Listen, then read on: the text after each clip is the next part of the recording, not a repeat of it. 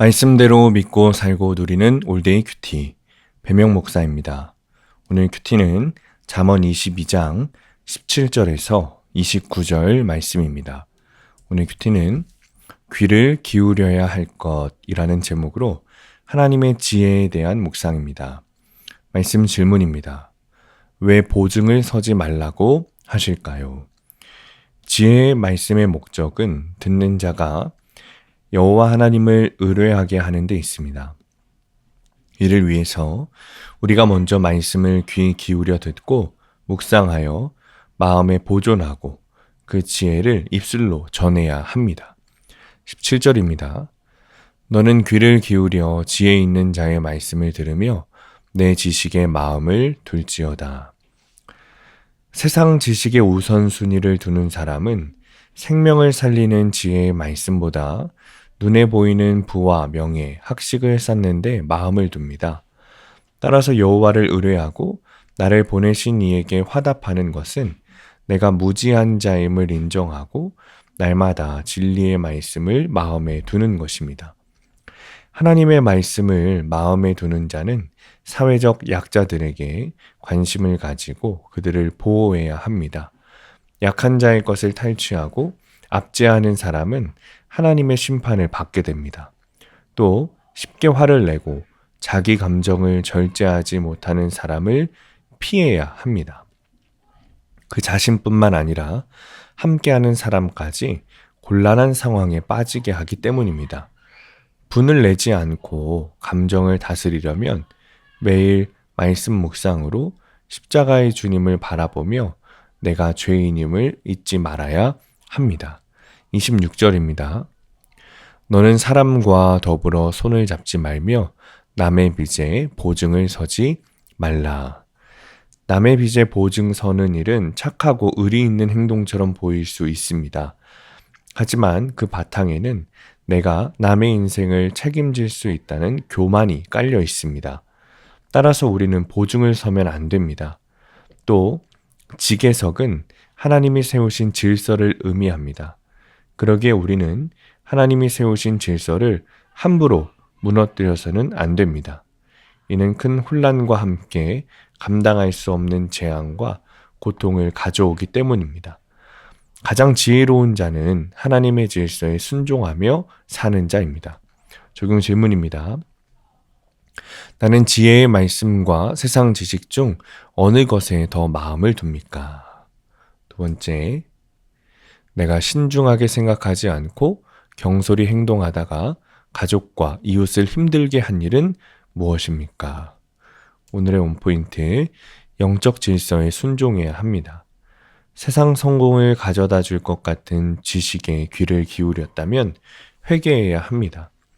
인정에 이끌려서 하나님이 세우신 질서를 무너뜨리면 안 됩니다. 그러면 큰 혼란을 가져다 줍니다.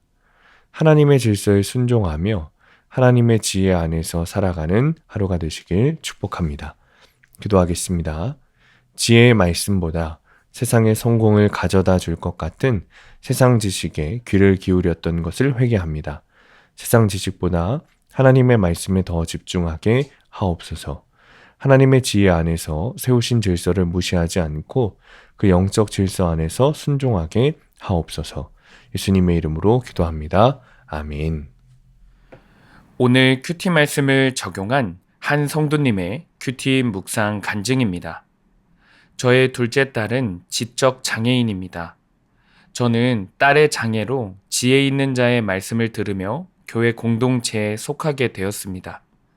딸이 중학교에 들어갈 무렵 저는 초등학교 특수교사의 조언대로 딸을 일반 중학교에 보냈습니다. 그러나 딸은 학교 적응 기간에 불안과 강박 등으로 머리카락을 심하게 뽑는 발모벽을 앓기 시작했습니다. 수년째 계속되는 딸의 발모벽으로 저는 내가 겪는 고난은 아무도 모를 거야 라고 속단하며 공동체에 자세히 나누지 않고 남의 말을 듣지 않는 교만한 자임을 깨닫게 되었습니다. 그리고 공동체를 통해 저의 옳음이 아닌 하나님을 의뢰해야 함을 알고 회개했습니다. 그러는 사이에 딸은 특수학교로 전학해 우여곡절 끝에 졸업할 수 있었습니다. 올해 21살이 된 딸은 하루 4시간씩 환경미화원으로 일하고 있습니다. 처음에 저는 딸을 매일 일터까지 데려다주고 또 끝나면 집으로 데려왔습니다. 그러다 딸을 섬기는 일이 점점 지치고 딸도 근로보조 선생님과 관계가 형성되니 좀 더 편한 방법을 찾고 있었습니다. 그런데 작년에 딸이 집 앞에 잠깐 혼자 서 있는 사이에 행인에게 강제추행을 당하는 일이 있었습니다. 그가 딸에게 집 주소까지 물어봤다고 하니 저는 신고해야겠다는 생각이 들었습니다. 하지만 한편으로 그러다 보복당하면 어쩌지? 하는 두려운 마음에 망설여졌습니다. 이후 저는 주일 설교 말씀을 듣고 교회 공동체에 물은 뒤 엄마로서의 책임을 다하고자 신고했습니다. 딸은 피해자 진술 녹취를 마치고 돌아와 그날이 없어졌으면 좋겠다고 했습니다. 저는 마음이 아팠습니다. 나의 안위만 생각하느라 자녀의 연약함을 온전히 껴안지 못한 죄인임을 고백합니다. 약한 딸을 약하다고 탈취하여 조용히 감추려 한 잘못을 기억하며 딸의 출퇴근을 기쁘게 돕겠습니다. 적용하기. 딸이 죽고 싶다고 해도 혈기 내지 않고 가슴을 토닥여 주겠습니다. 매일 SNS 교회 소그룹 대화방에 큐티한 내용을 올리며 작은 일도 말씀으로 나누겠습니다. 오늘도 말씀대로 믿고 살고 누리는 성도님들 되시기를 축복합니다. 큐티와 신앙생활에 도움을 받기 원하시는 분은 네이버에서 수암감리교회를 검색하시거나 유튜브에서 수암감리교회를 검색하시면 도움받을 수 있습니다.